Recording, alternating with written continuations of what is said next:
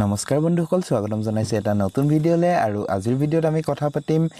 জবা ফুলৰ এটা বিশেষ সমস্যা যেটো হৈছে মিলি বাগছ বা আপোনালোকে হোৱাইট বাগ বুলি ক'ব পাৰে যিবিলাক আপোনালোকে জবা ফুলত দেখা পায় বগা বগা যিবিলাক পোক লাগা হয় হেবিলাক আপোনালোকে কিদৰে অতৰাব আৰু হে পোকটো যদি অতৰোৱা মানে হে সমস্যাটো যদি আপোনালোকে সমাধান নকৰে তেতিয়া আপোনাৰ জবাত যদি আপোনাৰ মানে ফুলৰ যেটো কোৱান্টিটি হয় হেতু কমি আহিব আৰু তাৰ যিবিলাক ডালপাত হয় হেবিলাক বেয়া হৈ যাব তো আপোনালোকে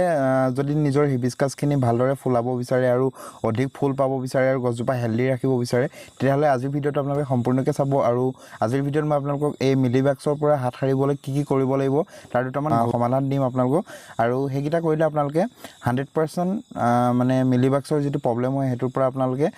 হাত সাৰিব পাৰিব সো গাইস দেৰি নকৰাকৈ আজিৰ ভিডিঅ'টো আৰম্ভ কৰো সো বন্ধুসকল প্ৰথম যেটো পইণ্ট হৈছে হেতু হৈছে সানলাইট আৰু হিবিস্কাছক আপোনালোকে এনেকুৱা জায়গাত ৰাখক য'ত মিনিমাম 3-4 ঘণ্টা মানে কমসে কম যেটো ৰ'দৰ পোহৰ হয় এটো ডাইৰেক্টলি গছজোপাত পৰিব লাগে আৰু বাকি সময় মানে সেমি শেডত থাকিলেও কোনো অসুবিধাৰ সৃষ্টি নহয় কিন্তু এনেকুৱা জায়গাত একদম নাৰাখিব য'ত মানে দিনৰ দিনটো ছাহ পৰি থাকে তেনেকুৱা জায়গাত হিবিস্কাছক ৰাখি নিদিব যেতিয়া গ্ৰোইং সিজন হয় তেনেকুৱা গ্ৰোইং সিজনত তাক এনেকুৱা জায়গাত ৰাখিব য'ত সানলাইটটো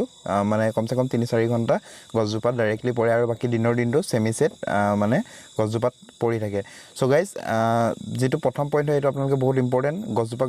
ৰ'দৰ পোহৰ পৰিব লাগিব আৰু সেকেন্ড যেটো পইণ্ট হয় হেতু হৈছে যদি আপোনাৰ গছজোপাত আপোনালোকে প্ৰতি 20 দিন বা 25 দিনৰ মূৰে মূৰে যদি আপোনালোকে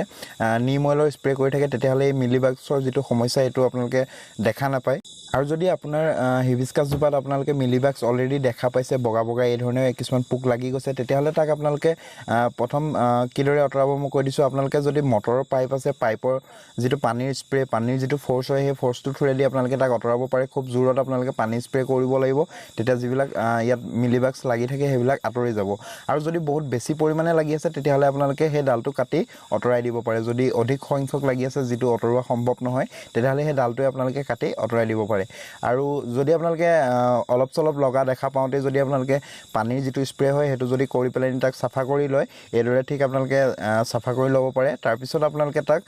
নিম অইল যদি আপোনালোকে অৰ্গেনিকত কৰিব বিচাৰে নিম অইলৰ স্প্ৰে আপোনালোকে কৰিব পাৰে প্ৰতি লিটাৰত 2-3 ml আপোনালোকে নিম অইল ইউজ কৰিব পাৰে মিক্স কৰি পেলাই স্প্ৰে কৰি দিব পাৰে গছজোপাত আৰু যদি আপোনালোকে কেমিক্যাল ইউজ কৰিব বিচাৰে তেতিয়াহলে তাতো বহুত মানে ইনসেক্টিসাইড বা পেস্টিসাইড এনেকুৱা কিবা কিবি ৰগৰ সগৰ যদি আপোনালোকে পায় যিকোনো ধৰণৰ আপোনালোকে মাৰিব পাৰে উস্তাদ ৰগৰ এইবিলাক আপোনালোকে পাই যাব যিকোনো কেমিক্যাল ষ্টৰত আৰু হেবিলাক যদি আপোনালোকে ইউজ কৰে তেতিয়াহলে মিলিবাগছৰ সমস্যা সমাধান মানে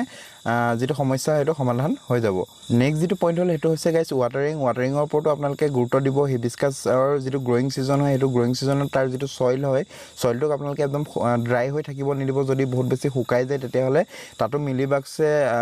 সহজতে মানে এটেক কৰিব পাৰে সো গাইস আপোনালোকে এইখিনি কথা মন ৰাখিলে হিবিস্কাছত ডেফিনেটলি আপোনালোকে এই যেটো মিলিবাগছৰ প্ৰবলেম হয় এটো আপোনালোকে মানে সমাধান কৰিব পাৰিব আৰু অধিক ফুল আপোনালোকে হিবিস্কাছ বা জবা ফুলৰ পৰা আপোনালোকে অধিক ফুল ল'ব পাৰিব আৰু গছজোপাও হেলদি হৈ থাকিব আৰু আপোনাৰ গাৰ্ডেনৰ শোভা বঢ়াই থাকিব সো গাইস যদি ভিডিওটো ভাল পালে তেন্তে লাইক কৰিবলৈ একদম নাপাহৰিব আৰু কমেন্ট কৰিব আৰু যদি কিবা কোৱেশ্চন আছে তেন্তে কমেন্টত আপোনালোকে সুধিব পাৰে কাৰণ মই আপোনালোকক কমেন্টৰ ৰিপ্লাই খুব সোনকালে কৰি দিও আৰু যদি চেনেলত নতুন হয় তেন্তে সাবস্ক্ৰাইব কৰি লওক কিয়নো এনেকুৱা গাৰ্ডেনিং ৰিলেটেড ভিডিও মই এটো চেনেলত ৰেগুলাৰ আপলোড কৰি থাকো সো গাইস আজিলে বাই বাই